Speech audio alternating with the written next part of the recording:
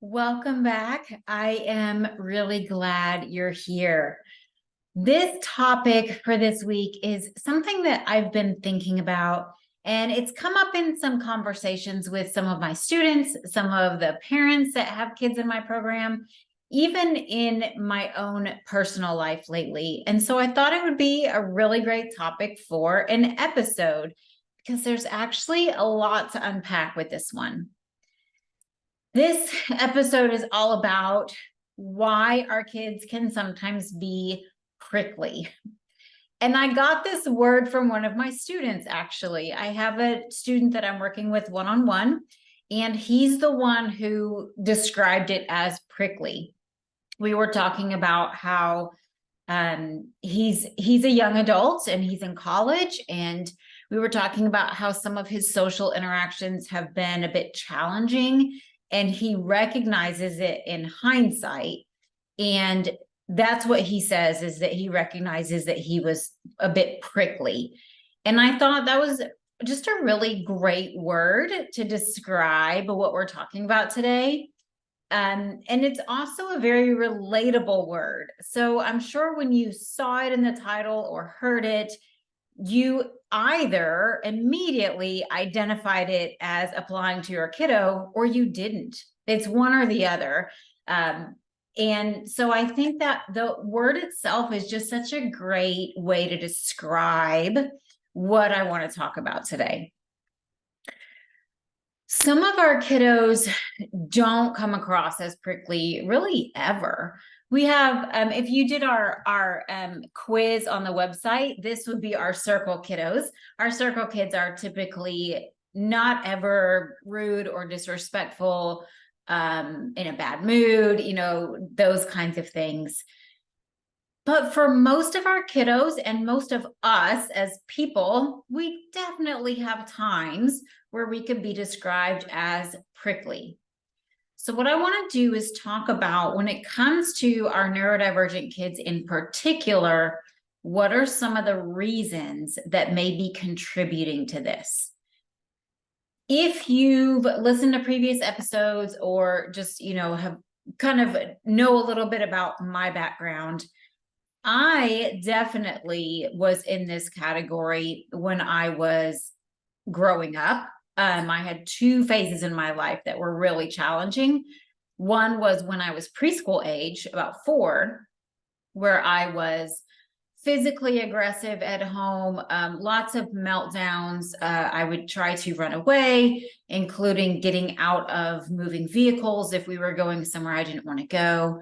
I would have to be restrained by my parents because I was physically out of control and aggressive. And then the second phase in my childhood was when I was in high school. Pretty much, I would say for sure, my first 3 years of high school. At the time, didn't really realize I was having a lot of mental health issues. And I just engaged in a lot of deviant, disruptive, defiant behaviors when I was in high school, not at school. I was very much a model student at school, but this was, outside of school in my personal life. So I can relate to this very well, just this concept of being prickly. And I'm looking at my notes. I don't script out this podcast, hence the title, but I do make myself bullet point notes, and I'm looking at my notes, and I have 7 reasons why our kids may be prickly. So I'm just going to go through them one at a time. Some of them are a little bit related, but they're not in any order in terms of how frequently they may happen, or how often they show up in the population. They're just the thoughts that I was having as I was getting ready to talk about this. The first one that I have that I relate to very personally is that I think almost everybody likes to be a little bit different when we choose to be. And I think that that choice is the biggest factor. I think we all like to stand out sometimes. We all like to just be a little bit unique, but when we choose to be. And so I'll give you just some personal examples of this. I have a lot of tattoos, if you don't know that about me. Some of them are very large, very visible. They're all very colorful. So unless I'm wearing winter clothing, anybody who sees me anywhere would know that I have a lot of tattoos.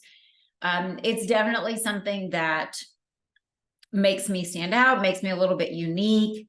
Not that there's not a lot of people that have a lot of tattoos. I find it's becoming more and more of a common thing, but everybody's are different, right? And like I said, several of mine are large. They're all very colorful. When I was in college, I had multiple facial and body piercings. So some of them are visible, some of them are not. For example, I have my belly button pierced. It's not super visible. I have my tongue pierced all at the same time. My tongue pierced, my nose pierced, and both of my eyebrows pierced. All of these are things that I did because number one, there are things that I love looking at my tattoos. They all mean something very special to me. The same when I had, my facial piercings, they didn't mean anything special to me, but I really liked the way they looked. And that's why I had them. I remember in high school, I went to a very small school. I'm from a very small town. There were a couple times where I would start wearing or doing something, trying to kind of be different. And then other people started doing it too. And it kind of became a fad. And that was not what I was trying to do at all. I was trying to be different. So I think there's a lot of things that people do to try and be different, including our kids. You may see people who have, wild colored hair, who have maybe kind of more extreme haircuts. Maybe their clothing style is a little more extreme. People who wear a lot of jewelry or accessories or whatever the case may be. I think there's a lot of people who just like being a little bit different. There's a big distinction between when that's a choice and when it's not a choice. Somebody with a physical disability is always going to be seen as different, even though they did not make that choice. Somebody with a speech impediment, they will always be seen as different, even though they did not make that choice.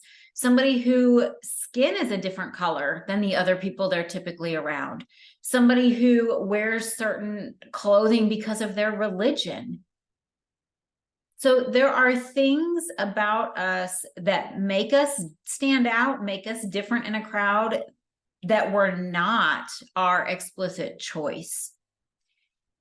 Things like having a slow processing speed, not understanding humor, having a hard time getting along in a group.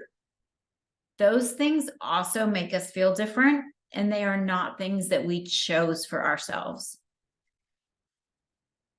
So one of the reasons that I notice that our kiddos can be prickly sometimes is when the things that make them feel different were not their choice, and they're causing hardships in their life.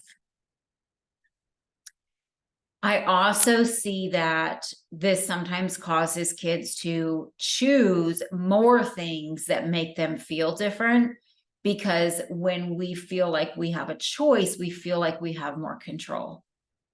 So you may have a kiddo who wants to dye their hair a funky color. You may have a kiddo who wants to buy clothes that are a little more extreme. You may have a kiddo who starts, drawing on themselves, wearing a lot of bracelets, facial piercings, carrying around the really unusual backpack. I mean, there's lots of different ways that this can play out. But I do find a correlation between when kids feel like they're different in ways they did not choose to be, And then these same kiddos typically start to look for ways that make them different, because then at least they feel like they're in control of that.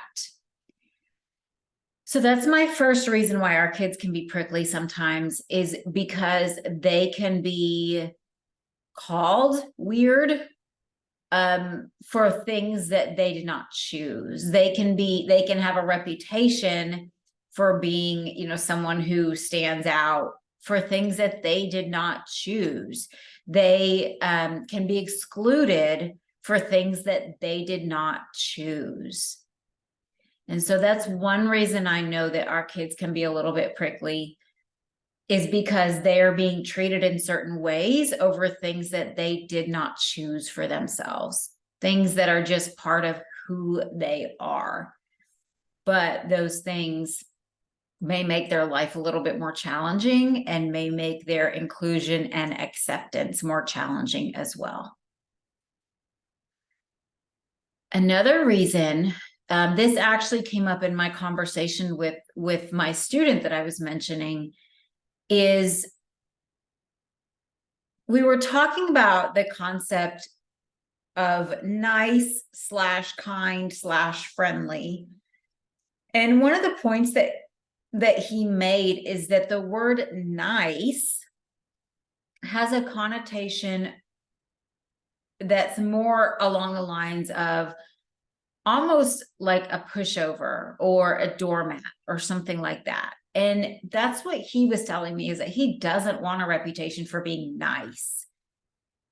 And I can see that point. I can see, in my mind, there's a distinction between nice and kind. To me, they aren't the same thing. The same with friendly. And so I can see his distinction about the word nice. It is just semantics. But his point was that when people think you're nice, you're more likely to be taken advantage of. And I can absolutely see that point. I can see why he would think and feel that way. I can see the logic in it. And so he acknowledged that sometimes he's prickly because he doesn't want to come across as nice. He does not want to be someone that other people think they can take advantage of. And I have to say that I have noticed this in myself as well. A lot in a dating and relationship context. I've had some past experiences that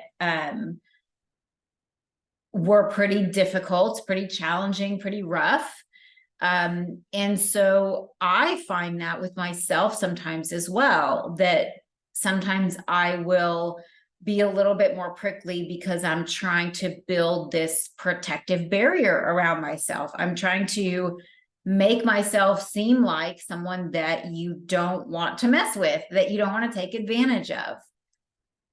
And so I notice this with some of our kids sometimes too, that they want to come across like somebody that you don't want to pick on. They want to come across like somebody that other people want to leave alone, even though they don't want to be left alone.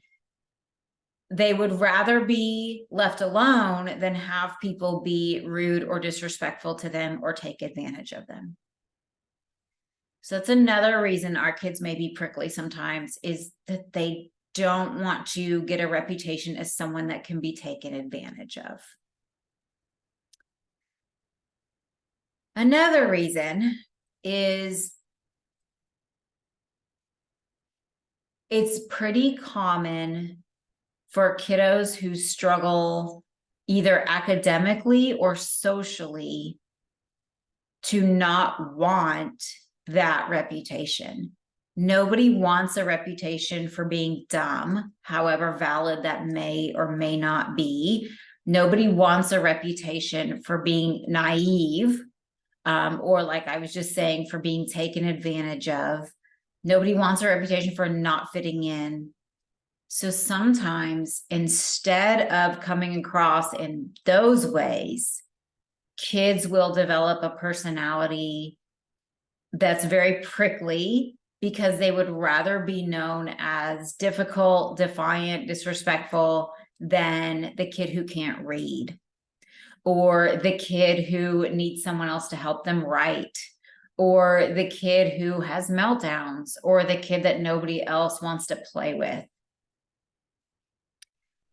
When I was working in the school systems, I saw this a lot with kids who had learning disabilities, that, if they struggled to read, if they struggled to write, if they just couldn't maybe keep up with what the teacher was talking about, if they just kind of felt academically lost, it was not uncommon for some of these kiddos to start developing other ways of getting attention, to take the attention off of, again, the things they couldn't control. Right? Our kids can't control if they're struggling with reading. They can't control if they're not able to, pass their tests, or if they need someone else to help them academically. I've even had a kiddo tell me that she was in the behavior support program at her school, and she didn't like it when those teachers said hello to her in the hallway, because she didn't want a reputation of being a kid in the behavior support program. And so sometimes our kids get prickly because they are trying to create an alternative reputation than the one that's being created organically based on things that they're having a hard time with. Another reason, this one is a little bit related. When our kids have a history of being socially rejected meaning it's obvious that other kids choose not to associate with them. Maybe other kids have told them, I don't want to play with you. Maybe other kids have called them annoying. Maybe kids talk about them to other kids. Maybe they've asked people for phone numbers and been told no, or, been laughed at. Maybe they've been picked on by other kids. When our kids have experienced things like that, sometimes they will start acting in ways that seem really bizarre and really maybe extreme, because it's this concept of, I want to control the reason other kids don't like me. If they don't like me because I'm socially awkward, I can't control that. But I can control if they don't like me because I keep, to give you some real examples of students that I've had in my program, I keep talking about genitalia. I keep being really dramatic. I keep talking about how I'm homosexual or bisexual or trans. I keep talking about all these really awkward, messed up things that have happened to me in the past. I keep maybe being elaborate and untruthful about things. So sometimes our kids can develop really dramatic personalities, really off-putting personalities. And it's a layer of protection. It's a way for them to basically say, well, the other kids don't like me because I do this, or I say this, or I am this, which is something they've created, as opposed to other kids don't like them because they're socially awkward. So it becomes this reason, this justification why other kids may not like them, but it's things that they have completely created as a protective barrier. So I've had, other kids don't like me because I'm rude to them. But again, I'm doing that because I need a reason for other kids to not like me. So I've had all these with students that I've worked with in the program. I've had, kids who make a habit of talking about things that they know make other people really uncomfortable. I've had kids who make a habit of being really rude to other kids, kids who are constantly talking about explicit content, Several years ago, I had a kiddo who frequently cursed. Kiddos who talk a lot about gender identity, sexuality, past trauma, as a way of kind of creating this false personality that this is why other kids don't like me. So that's another thing that may be happening. Another reason, I told you guys I have a list. There's really so many reasons. Another reason is straight up anxiety.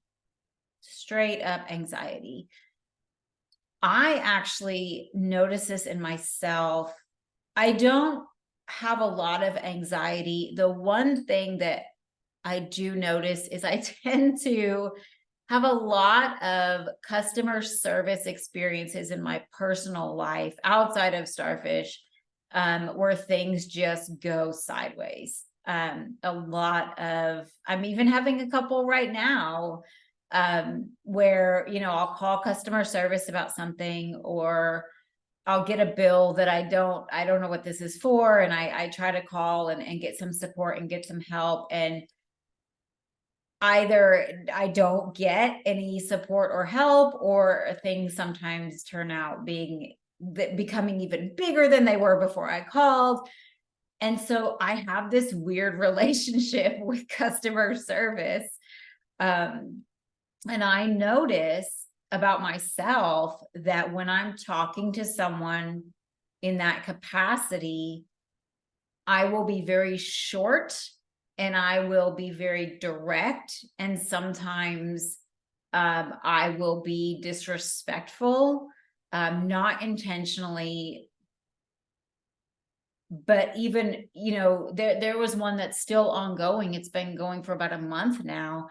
And I've spent probably 8 hours on the phone with this company because they made errors on their part, and then they still tried to charge me, and it still hasn't gotten resolved. And like I said, it's been about a month. I spent probably 8 hours on the phone with them. And so every time I call, I'll just say, look at the notes.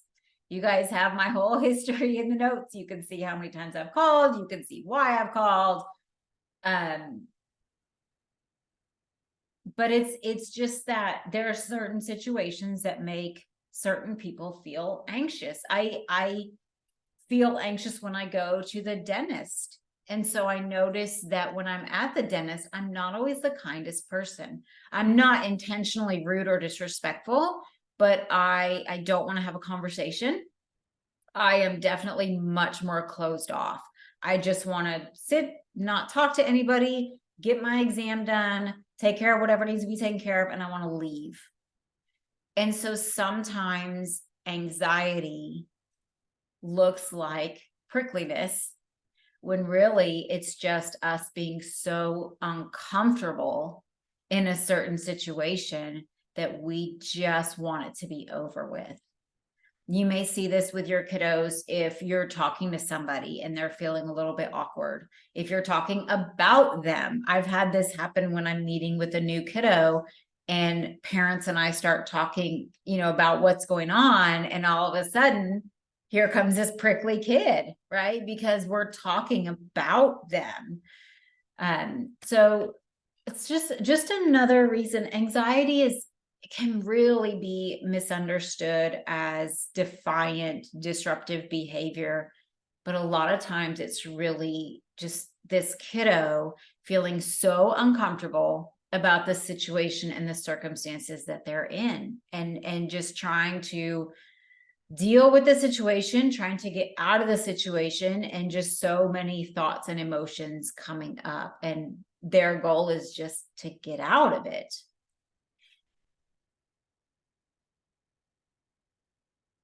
Another reason is that sometimes our kids just feel left out, misunderstood, isolated, lonely. This could even be at home. This doesn't even have to do with social. It doesn't even have to do with being around other kids and being rejected. This could be at home. This could be if your kiddo has neurotypical siblings and they feel like they're always maybe getting in trouble, or they're always having consequences, or they're always needing help with things other people don't need help with. It could be if there's been a divorce and a remarriage. It could be that your kiddo is, feeling left out, a situation like that. It could be if you've gone away for the weekend and they stayed with grandparents or with a sitter or, something like that. So this one doesn't even always have to relate to social. Sometimes it's just the feeling of feeling like you don't belong, feeling like you're left out, feeling like you're isolated, like you're disconnected. This can be another reason why our kids act prickly sometimes. It's just that feeling of disconnection. Okay, that was everything on my bullet list. I think a lot of them have a lot of overlap. A lot of them have to do with what other people think about us. That's where the anxiety comes in, the, being afraid of being taken advantage of. If you'd rather be in trouble than be seen as dumb or weird. So most of these have to do with just the concern over what other people think about us. And as I said in the beginning, if you know the social profiles that are on the website, circle kids typically aren't that concerned with what other people think about them. It's just not something that's always in their awareness. Triangle and square kids, especially square kids, are concerned with what other people think about them. And so that's why you can get a lot of this. The kiddos who are most likely to come across as prickly are, I would say, number one, are triangle kids, because they are typically trying really hard to be socially accepted. And they are typically the most likely to be rejected. And then next would be our square kids, because they have social anxiety. So much of this is such a big presence for them in their everyday life. So I don't want to leave on that note. Let's talk about how we can help our kids when they're being prickly. In the episode a couple weeks ago, I gave some strategies and ideas for how we can build better connections to our kiddos. So if you didn't listen to that one, I definitely recommend that episode as well. I think it's called Stop Asking Your Kids How Their Day Was. So that episode has a lot of strategies and recommendations for just ways that we can help build connection to our kids. So a lot of that has overlap with this concept as well. And I talked in that episode about the idea that our kids aren't giving us a hard time, they're having a hard time. So I want to reiterate that on this episode as well. If your kiddo is being prickly, they're having a hard time. Another thing, which I didn't even include on this list, could be sensory issues. I mean, it could be that I know when I'm an introvert, when I am out in an environment for a long time that's loud and chaotic, I get prickly. I need to be done. I need to go. And so I can get kind of short with people. I can get kind of irritable, and my system is just overwhelmed. I just need to go. I need to be at home on my couch with my cat and a book. So that's another thing that I didn't even have on my original list is just sensory overwhelm, sensory overstimulation. And that one's hard to recognize because it's individual to each person. So that one can be hard for another person to know that that's what's happening. But okay, so how can we help our kids when they're being prickly? Number one, we can identify it in a way that is not judgmental or disrespectful or rude or threatening. So I love the concept of just noticing things. So we can just say something like, hey, I noticed that when I asked you a question, your answer was a little bit short, or it seemed a little bit rude, or you seem like you're kind of annoyed with me, something like that. Neutral tone of voice. Just notice what's happening with your kiddo. Notice. And then you can just say something like, tell me about that. Or what's going on? Or how are you feeling? What are you thinking about? And most likely, when you start with noticing and acknowledging, which is an empathetic response, and then you ask a question, most likely you'll get an answer. The challenge is that our kids don't always know why they're feeling the way that they're feeling. Sometimes things happen and we register it on a subconscious level, but not a conscious level. And so there are times, even with me, where things will happen and, I'll notice I'm just not feeling right. I'm feeling prickly. And I'll have to stop and think about, why am I feeling this way? Because it's not even obvious to me. And I'm an adult. So sometimes I have to rewind my day and figure out what was said, or what email did I get, or what did I hear today, or what was I thinking about 3 hours ago that's causing me to feel prickly right now. Sometimes I just don't even know. But when we can notice how our kiddo is acting, and we can just very objectively make an observation about it and then ask them a question, we're at least opening the doorway. And then now that you know some of these reasons why, you might be able to figure it out for your kiddo. You might have noticed that maybe something happened where they felt a little bit left out or isolated. You might have noticed that maybe somebody said something to them about something that they can't control, maybe the way that they speak, or the fact that they couldn't read something. You might notice that they're always prickly every time you go to a certain place or engage in a certain activity. That may be that situational anxiety, that they're just really having a hard time with that situation. You may notice that they were trying to talk about something earlier and nobody had any idea what they were talking about. And so they just feel a little misunderstood, a little left out, a little isolated. So when you notice that your kiddo is acting prickly, empathize. Notice, hey, I notice that, dad asked you a question and you were like really kind of rude to him with the way that you answered. Or I noticed that, we were having a conversation and you just like rolled your eyes and walked away, whatever the case may be, whatever might have happened. And also remember that everybody sees things through their own lens, through their own perception. And so all of our kiddos are interpreting and processing things in ways that we are not capable of understanding because we are not them. I can think of a time a couple months ago where I asked a kiddo a question and he responded really harshly to me. And we were first meeting. And so his dad was there and his dad was able to recognize why he responded that way. But he also, made the point to the kiddo that was not at all why I had asked the question, and that was not my intention at all. And once he said that, the rest of our time together was totally fine.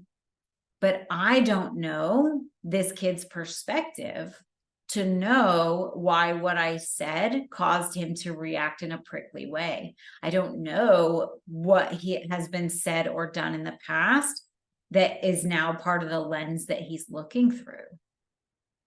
And so that's a big challenge when it comes to just people in general, getting along with other people, is we don't ever know what's in another person's lens. We don't ever know the perspective that they see the world through. And so a lot of times when we perceive people as being prickly, we just don't know. We don't know what has been said or done an hour ago, a day ago, a year ago, a decade ago, that's contributing to the way that this person responded to that question or situation. But what we can do is we can empathize with them. We can be objective. We can mention what we notice, and we can ask questions. We can ask what our kiddo's feeling. We can ask, what happened? What are you thinking about? What do you think this might be about? Did something happen earlier that's bothering you? So instead of taking our kids' prickly behavior personally, because it's never personal, and instead of assuming that they're being rude or disrespectful or defiant, we can assume that there's something going on that's causing them to feel isolated, left out, anxious, alone. And they're having a hard time processing that, as we all do when we feel that way. So if you have a prickly kiddo, lots of reasons why that may be the case, but most of them come down to just that feeling of feeling isolated and left out and not having the reputation that we want to have. And so trying to find ways to get around that, trying to find ways to combat the fact that our kids don't always have the reputation that they want to have. Thank you for joining me on this episode. I hope if you have a prickly kiddo, I hope that the strategies and suggestions will be helpful and will help you connect a little bit more with your kiddo and maybe understand a little bit more about why they show up as a prickly kiddo sometimes. Thank you for joining me. I'll see you again next week.